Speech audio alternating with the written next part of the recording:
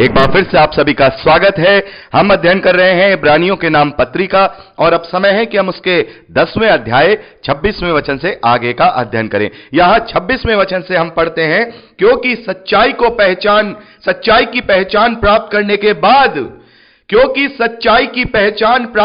के बाद यदि हम जानबूझकर पाप करते रहे तो पापों के लिए फिर कोई बलिदान बाकी नहीं। मेरे प्यारे भाई बहनों, यदि हमने पवित्र आत्मा को बयाने में पा लिया, यदि हमने क्रूस की कथा के भेद को जान लिया, यदि हमने प्रभु यीशु मसीह पर अंगीकार कर लिया और उसके बाद भी जानबूझकर हम पाप करते रहे, तो फिर हमारे पापों का अब कोई और बलिदान बाकी नहीं है। और इसी इब्रानियों की पत्री 6 अध्याय 6 वचन में लेखक ने कहा था, यदि वह भटक जाए तो उन्हें मन फिराव के लिए फिर नया बनना अनहोना है, क्योंकि वे परमेश्वर के पुत्र को अपने लिए फिर क्रूस पर चढ़ाते हैं और प्रकट में उस पर कलंक लगाते हैं। तो मेरे प्यारे भाई बहनों, यदि हम जानबूझकर पाप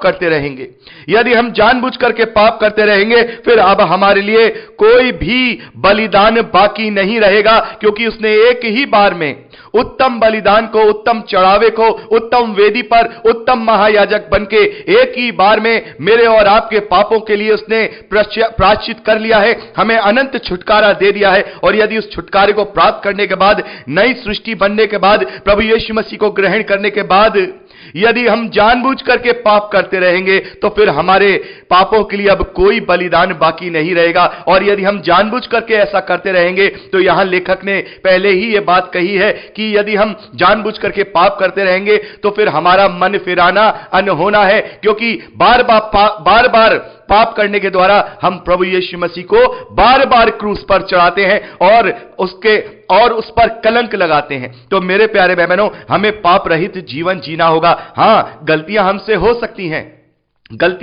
सकती हैं, लेकिन पापों के विषय में हमें अपने आप को निरुत्तर करना होगा, पवित्र आत्मा के सहभागिता के साथ अपने जीवन को जीना होगा। हमें कोई भी ऐसी गलती नहीं करनी है जो हम जानते हैं।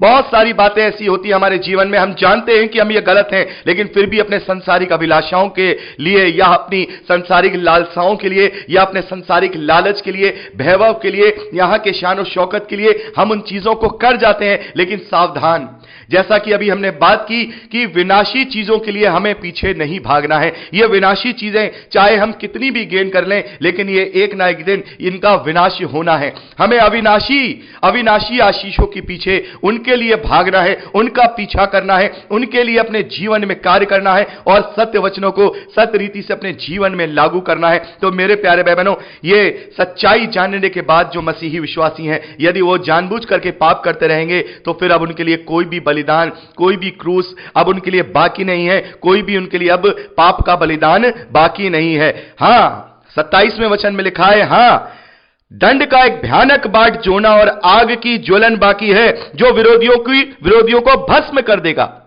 अगर हम जानबूझ करके पाप कर रहे हैं, तो फिर हमारे लिए बलिदान तो बाकी नहीं है, लेकिन वो दंड जरूर हमारे लिए बाकी है, जो अनंत आग का, जो उस गंधक की झील का है। मेरे प्यारे भाई बहनों, 28वें वचन में लिखा है, जब मूसा की व्यवस्था का ना मानने वाला 2 या 3 जनों की गवाही पर बिना दया के मार डाला जाता है, तो सोच लो कि वो कितने और भी भारी दंड के योग्य ठहरेगा, जिसने परमेश्वर के पुत्रों को पांवों से रौंदा और वाचा के लहू को, जिसके द्वारा वह पवित्र ठहराया गया था, अब अपवित्र जाना और अनुग्रह के आत्मा का अपमान किया। मेरे प्यारे भाई बहनों, हम व्यवस्था में देखते हैं कि जो व्यवस्था पर जो ना मानने वाला होता था, वो 2 या 3 जनों की गवाही के साथ मार डाला जाता था। तो ये जो व्यवस्था हमें दी गई है, क्योंकि वहां जो व्यवस्था दी गई थी, उसका जो वाचा बांधी गई थी, वो बछड़े और बकरों के लहू के द्वारा बांधी गई थी। उस वाचा को ना पालन करने के लिए भी 2 या 3 लोगों की गवाही के साथ वहां पर मृत्यु दंड दे दिया जाता था। तो सोच लीजिए कि हम कैसी उत्तम वाचा के साथ बंधे हुए हैं, कैसी उत्तम वाचा के साथ बंधे हुए हैं। हम उस बेशकीमती लहू के द्वारा उस वाचा के साथ बंधे हुए हैं, तो फिर हम कितने भारी दंड के योग्य ठहरेंगे। मेरे प्यारे भाई बहनों, मैं हमेशा से कहता हूं कि जो जानते नहीं हैं, परमेश्वर उनका न्याय करेगा, लेकिन जो जानते हैं, जो वचन पर चलने वाले हैं, जो वचन को पढ़ते हैं, जो वचन को जानते हैं, यदि वो फिर भी पाप में फंसे रहेंगे तो फिर उनके लिए कोई बलिदान बाकी नहीं है। तो सोचिए हम फिर कैसे भारी दंड के योग्य होंगे, कैसे भारी दंड के योग्य होंगे। यहां जो लिखा है, जिसने परमेश्वर के पुत्र को पांवों से रौंदा और बाचा के लहू को जिसके द्वारा वह पवित्र ठहराया गया था, अपवित्र जाना और अनुग्रह के आत्मा का अपमान किया। मेरे प्यारे भाई बहनों, यदि हम परमेश्वर का मंदिर हैं तो हमें अपने अपने अंदर जो आत्मा वास करता है उसे शोकित नहीं करना है। और इस बात को प्रभु यीशु मसीह ने भी कहा है कि तुम्हारे हर प्रकार के पाप क्षमा किए जाएंगे, लेकिन पवित्र आत्मा की निंदा ना ही इस लोक में ना ही उस लोक में क्षमा की जाएगी। वो क्षमा करने योग्य नहीं है। और मैं इसके विषय में आपको डिटेल से बता चुका हूं कि पवित्र आत्मा की निंदा कैसे करते हैं।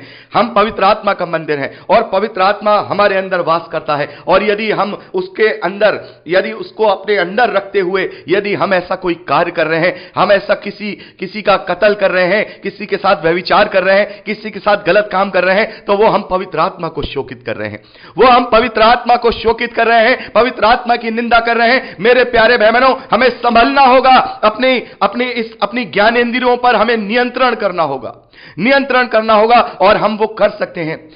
रोमियो की पत्री उसके 7वें अध्याय में हमने पढ़ा था, पौलुस कहते हैं कि हमारे अंदर कोई अच्छी चीज वास नहीं करती, इसलिए हम अपने बाहरी मनुष्य तत्व से हार जाते हैं, लेकिन हम नियंत्रण कर सकते हैं। अब हमारे अंदर अच्छी चीज, अच्छी वस्तु, पवित्र आत्मा हमारे अंदर वास करता है।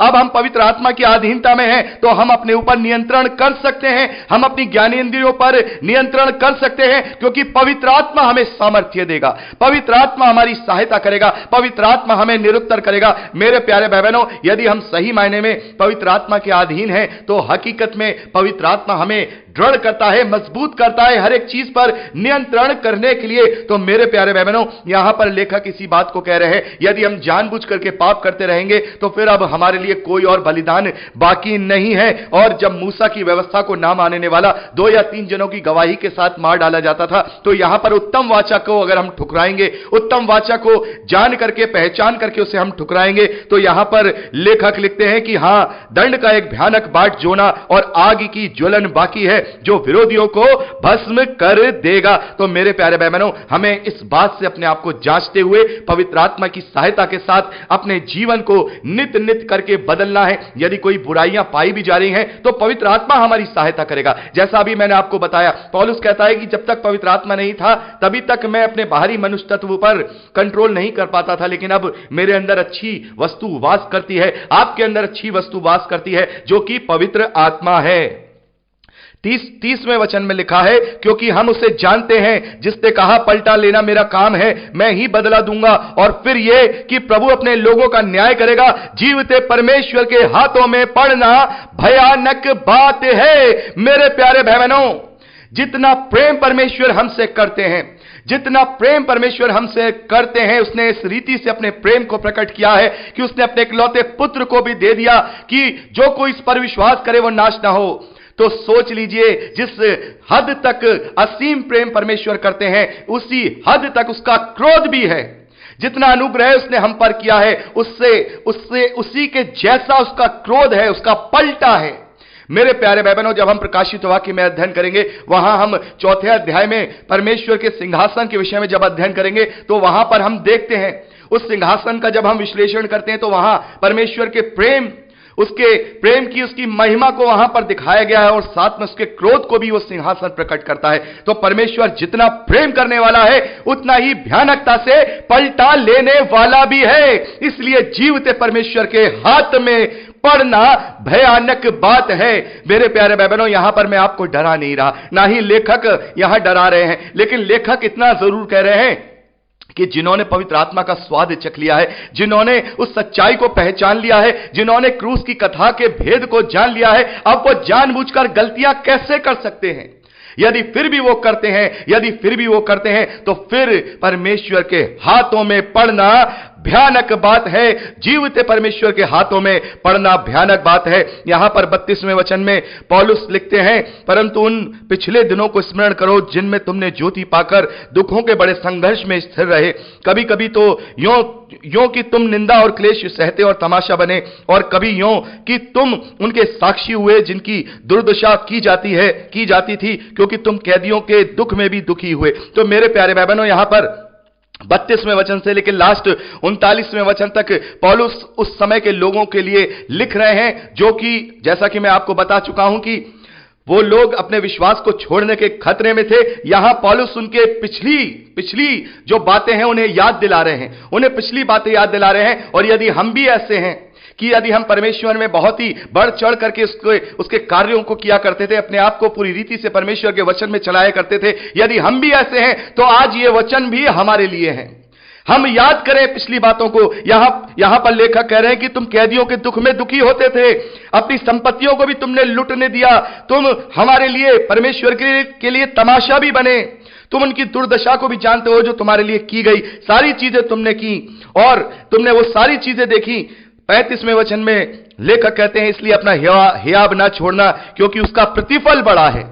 तो लेखक क्या कह रहे हैं कि नहीं, उन्हें याद करो, पुरानी बातों को याद करो, उसका हियाब मत छोड़ो, क्योंकि तुम्हारे लिए बहुत बड़ा प्रतिफल है। आज के परेशानियों से, आज के दुखों से डरो मत मेरे प्यारे भाई बहनों। उस वक्त कलीसिया पे बड़ा सताव था जब ये पत्री लिखी जा रही है। हम देखते हैं कि बहुत सारे मसीही विश्वासी जो प्रचारक थे उन्हें जेलों में बंद कर दिया गया था। हमने ये चीज परिचय में भी हमने ये बात की थी। और यहां पर हम देखते हैं कि जब ये पत्री लिखी जा रही है तो केवल तिमुथियुस को ही जेल से छोड़ा गया था। अभी हम 12वें अध्याय में पढ़ेंगे। तो वहां पर उन पर सताव था। तो यहां पर लेखक उन्हें हियाब दे रहे हैं, और मुझे और आपको भी यह हियाब देना है। यदि आज हमारे जीवन में तकलीफें हैं, परेशानियां हैं, हमारे ऊपर उत्पीड़न है, तो यहां पर लेखक मुझे और आपको भी हियाब दे रहे हैं। इसलिए अपना हियाब न छोड़ना, क्योंकि उसका प्रतिफल बड़ा है। मेरे प्यारे भाई बहनों, पौलुस कहते हैं कि भविष्य में मेरे लिए धर्म का मुकुट वो रखा हुआ है, वो धर्म का मुकुट जो कि मुझे धर्मी और न्याय प्रभु यीशु देगा। वो धर्म का मुकुट मेरे ही लिए नहीं, वरन सभी के लिए जो उसके आने को प्रिय जानते हैं। तो मेरे प्यारे भाई बहनों, हमें हियाब नहीं छोड़ना है, क्योंकि हमारे लिए बहुत बड़ा प्रतिफल है। क्योंकि तुम्हारा धीरज धरना अवश्य है, ताकि परमेश्वर की इच्छा को पूरा करके तुम प्रतिज्ञा का फल पाओ। यहां पर 37वें, 38वें और 39वें वचन में यहां लेखक ने हबक्कूक नबी की पुस्तक उसका 2 अध्याय 3 वचन से लेकर 4 वचन को यहां कोट किया है। जब हम हबक्कूक की पुस्तक को पढ़ेंगे तो वहां पर हम देखेंगे वो परमेश्वर से कुछ शिकायतें कर रहे हैं, वहां पर बहुत ज्यादा अन्याय हो रहा है।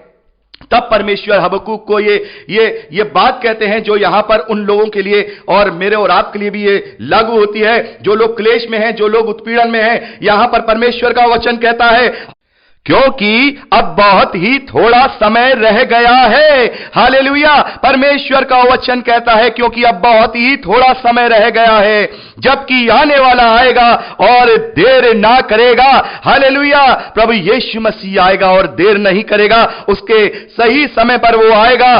परमेश्वर यहां पर कहते हैं, पर मेरा धर्मी जन विश्वास से जीवित रहेगा। मेरे प्यारे भाई बहनों, यहां पर लेखक ने इस वचन को कोट किया है। परमेश्वर कहते हैं कि मेरा धर्मी जन विश्वास से जीवित रहेगा। मैं और आप विश्वास से जीवित रहेंगे। प्रभु यीशु मसीह कहते हैं कि उनसे मत डरो जो शरीर का घात करते हैं, उससे डरो, परमेश्वर से डरो जो शरीर और आत्मा दोनों का घात कर सकता है। तो यहां इस धरती पर हमें कोई उत्पादित करता है, हमारे शरीर को भी घात करता है, तो हम ये जानते हैं ये नाशवान शरीर तो एक ना एक दिन नाश होना ही है, लेकिन हम इस विश्वास के द्वारा जीवित रहेंगे। परमेश्वर कहता है मेरा धर्मी जन विश्वास से जीवित रहेगा। और एक और बात यहां पर परमेश्वर कहते हैं, और यदि वह पीछे